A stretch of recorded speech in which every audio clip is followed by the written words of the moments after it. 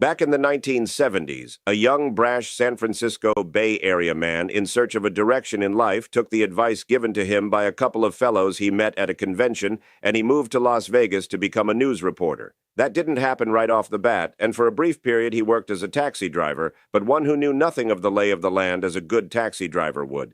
He eventually landed a job at the local CBS affiliate station KLAS, and basically covered what the other more tenured reporters didn't want to be bothered with. This included looking into mob corruption in and around Las Vegas and within the casinos and hotels in both Las Vegas and Sparks, Nevada.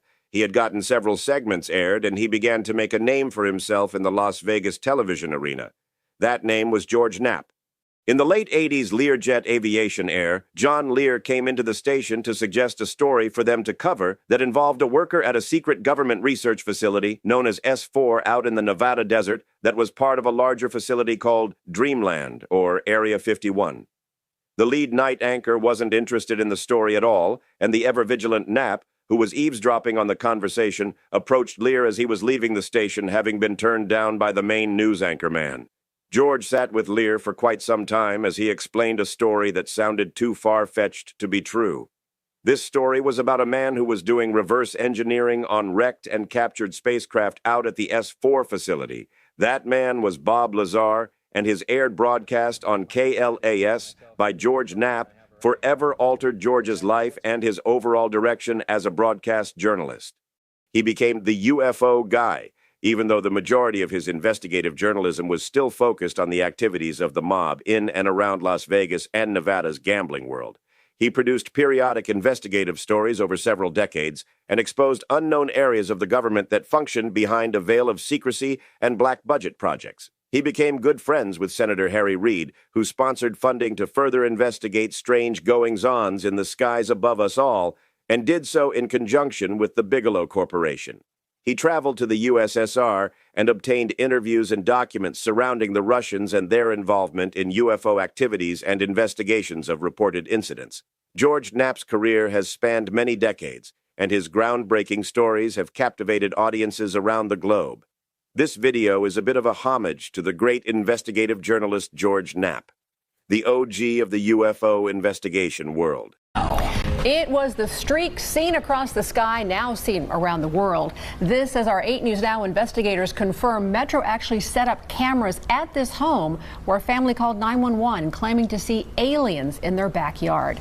As you know, this is not our first UFO rodeo. We first heard about the incident in early May via the Metro Police grapevine. The incident has a lot in common with other bizarre cases from around the world: an alleged crash, strange beings, and bits and pieces that don't make sense. But the police took this seriously, and so do we.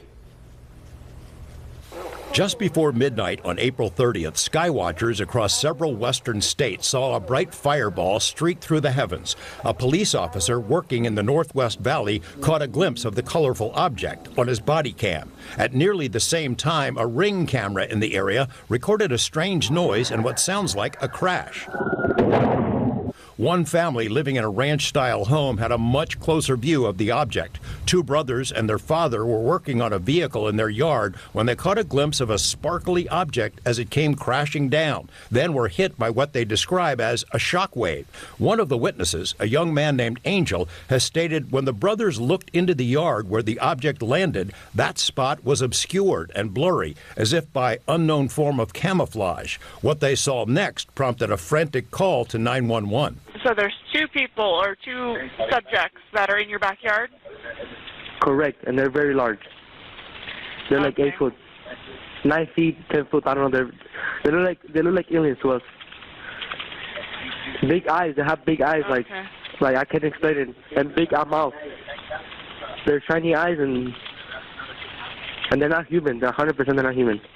8 News Now investigators have spoken with family members multiple times in the past 4 weeks, but each of the 3 times we accepted their invitation to do an interview, they didn't answer the door or their phone. These are some of the claims they've made in other public forums. Multiple family members backed up the story in an initial police report we obtained. Angel says they heard the patter of multiple feet in the yard. They later heard footsteps on their roof. They saw one of the 8-foot-tall creatures climb behind the controls of a large front loader stored in the yard as if trying to engage it. He got a good look at one of the creatures, he said, a greenish-grayish being with large eyes and long legs. He says he could hear its deep breaths, and when he locked eyes, he was, in essence, frozen in place, couldn't move. In the middle of the yard, where the object had crashed, then vanished, a circular impression was left in the soil. Okay, where is this on your property? Metro sources say the police dispatcher initially wondered whether to send a crisis intervention team to help the troubled witness, but then took the incident seriously. 2 officers arrived 38 minutes after the call, and by then had heard from other officers. They proceeded cautiously and managed some nervous laughs. I ain't dealing with that.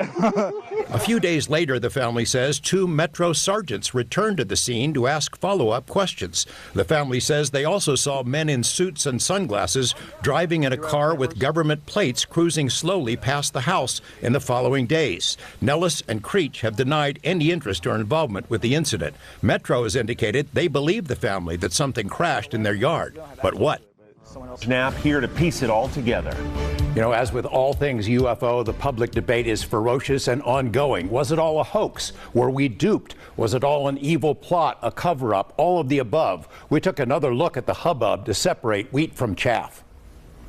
The fireball captured on a police body cam on the night of April 30th was real. The American Meteor Society says witnesses reported seeing it all across the West, from northeastern Utah to Southern California. Another Las Vegas resident sent us a video of the same object recorded on her home camera. Investigation by Nexstar station KLAS. As the story of the Las Vegas incident spread across newscasts and social media, one of NASA's planetary defense officers weighed in to say it was likely a small meteor that fell to Earth hundreds of miles away from Las Vegas. Police videos obtained by 8 News Now indicate Metro officers were among the witnesses. One of my partners said they saw something fall out of the sky too, so that's why I'm kind of curious. The appearance of the meteor seemingly triggered the events that followed. A frightened family called 911 and told police they had 10-foot-tall alien beings in their backyard. Officers responded to the home minutes later, interviewed the witnesses, canvassed the area, and cautiously inspected the backyard to look for intruders.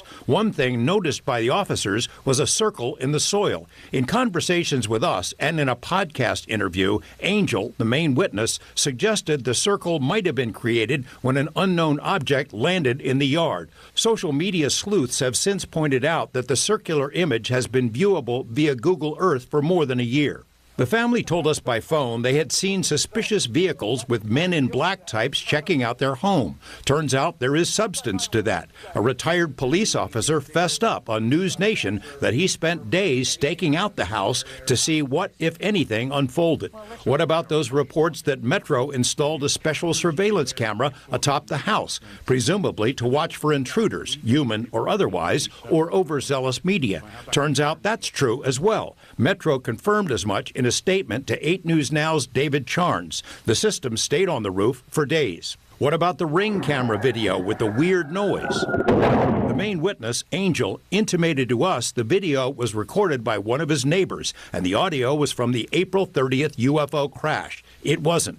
The security camera video was recorded in mid-April, according to the man who first posted the clip. He doesn't want his name used, but says the recording was from a fireball that passed over his home in the southwestern part of the valley 2 weeks prior to the alleged alien encounter. The family declined to be interviewed by us, but members have spoken elsewhere and stick to their claims of seeing aliens in the backyard.